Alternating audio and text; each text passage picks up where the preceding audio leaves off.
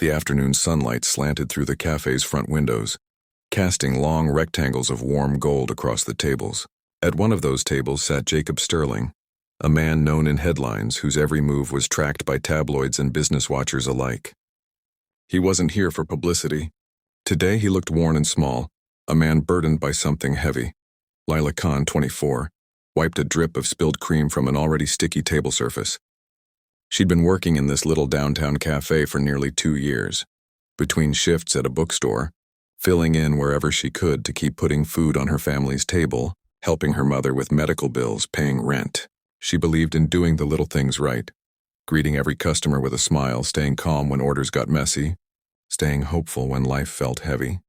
As she approached Jacob's table to take his dessert order, she noticed something unusual, a gold locket, dazzling faintly in the sunlight, hanging from his neck. She paused, heart fluttering because the locket's design, the engraving of a rose, the faint initials inside seemed strangely familiar. "Would you like the cheesecake with raspberry drizzle or a slice of lemon tart?" she asked, trying to steady her voice. He didn't respond immediately. He rubbed his fingers against the locket chain, as though trying to calm himself. His eyes flicked up and met hers, but with a flinch, as though she reminded him of something he'd tried to forget. Lila's pulse quickened, not only because this was a rare moment of recognition, but because she had years ago seen that very same locket in her mother's keepsakes. She swallowed. Could it really be the same design, the same locket? She'd lost her mother when she was 16, and in the aftermath, she had packed and sorted through belongings, held the locket once, felt the weight of it in her youthful hand, heard her mother whisper, "Keep me close wherever you are." It had become a memory-laden treasure in Lila's chest of memories, but she kept her composure. She placed the menu gently on the table and retreated to the back, trying to steady her breath. Back in the kitchen, Lila's colleague, Rosa, eyed her with concern. "You okay?" She shook her head slightly, but Rosa pushed. "You look pale. Something wrong?" She forced a small laugh. "Just a lot on my mind." She returned to the floor, nerves humming. When she brought the dessert out, a slice of cheesecake with raspberry sauce, Jacob looked at it, then at her. "Thank you," he said, voice quiet with a trace of desperation. She nodded, turned to walk away, but then stopped. She found herself glancing back. Something in his eyes, the kind of grief she recognized, that ache. She felt a tug in her heart, as though drawn by an invisible thread. She needed to be sure. After a moment's pause, and against every impulse telling her not to risk embarrassment, she approached his side again. Her hands shook a little. She'd never done anything bold like this at work before.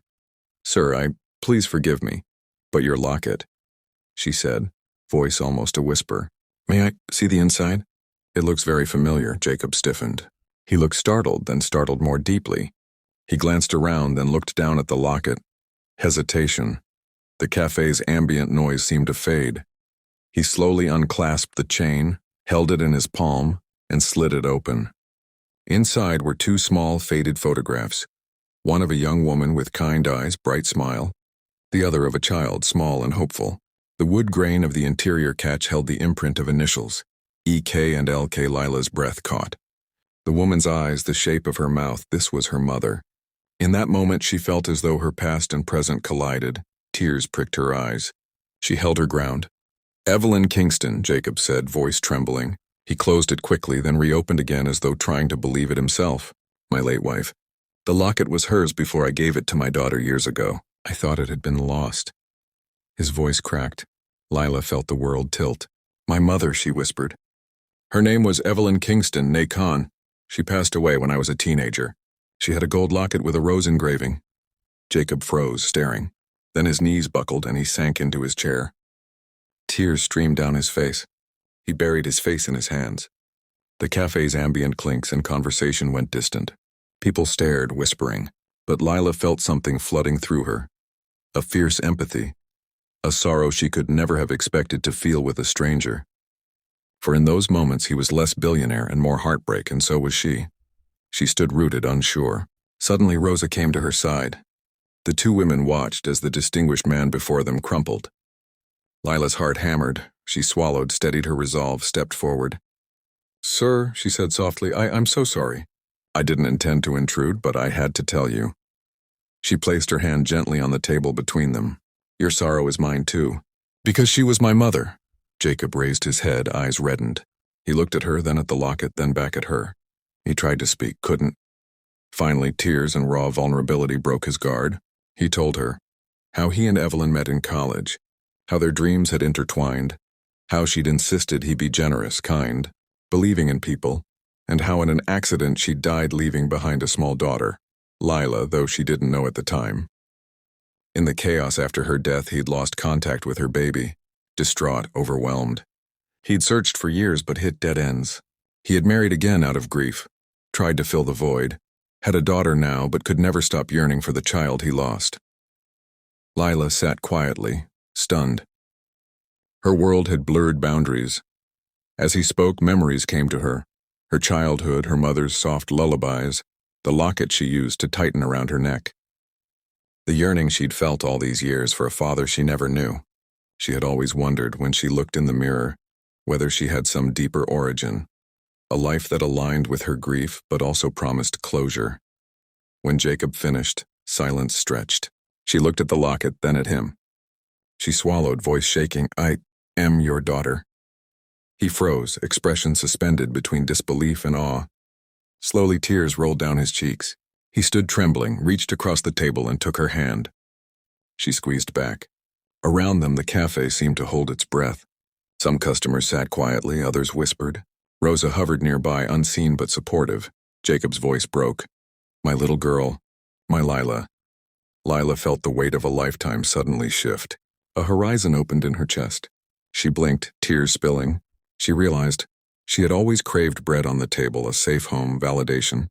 But what she'd never allowed herself to hope for was a father who loved her, knowing her, who preserved her mother's memory so tenderly. He clutched her hand with both of his, tears flowing. Why didn't you ever try to find me? He asked, voice hoarse. She shook her head. I was so young, and after Mom died, I was raised by my aunt and had to take care of bills and work. I couldn't think of searching. I thought I had no clue where to start. I thought maybe you didn't want me. He closed his eyes, grief and regret etched into his face. My darling, there wasn't a moment I didn't search. I gave every resource I had, but I lost leads, got false names, roadblocks. I never lost hope. He looked around abruptly as if embarrassed that strangers watched, then steadied himself. Lila, my daughter? His voice cracked. If you'll let me, can we talk? I want to know you. I want to make up for lost years if you'll let me try. She nodded, unable to speak, tears flowing. She returned his hug and the two sat there. Shaken and transformed, embraced as father and daughter for the first time. Later, after the cafe had quieted down, Jacob asked Lila to join him for a walk in the small park across the street. They walked in silence, the leaves rustling overhead, sunlight drifting through branches. Each step was like a cautious dance, not strangers anymore, but two souls missing pieces who had found each other. He shared stories she'd never heard, of her mother's kindness, her laughter, her dreams, how she had adored her little girl, how she used to talk of the child she hoped to raise.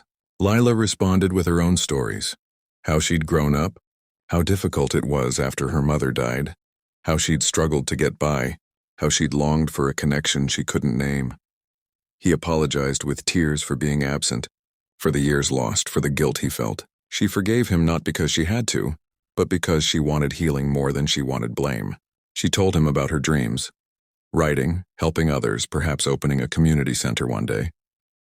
His face lit at her ambition, and he vowed to support her if she'd let him. When the sun dipped toward evening, they sat on a bench. Jacob gently took the locket from his pocket and handed it to her. I want you to keep it, he said, voice trembling. It belongs with you, with your mother's memory and with mine too. Lila accepted, tears in her eyes. She opened it, carefully pressed her mother's photo and her own childhood photo inside. It felt warm in her hand. Jacob reached over and hugged her tightly. She felt a rush of belonging, forgiveness, hope. Then he stood and lifted his phone. He made a quiet call, one she could not hear fully, but when he hung up, he smiled and tears glistened in his eyes. That night, Lila did not go home to her tiny apartment just yet. She rode in Jacob's car, a surprise, but she did not resist. They drove past neighborhoods she'd known, past the hospital where her mother had been treated. past the dumpling shop where she worked part-time, places that carried her history. He listened as she told him stories she'd never told anyone. When he asked for her forgiveness and offered his prezi,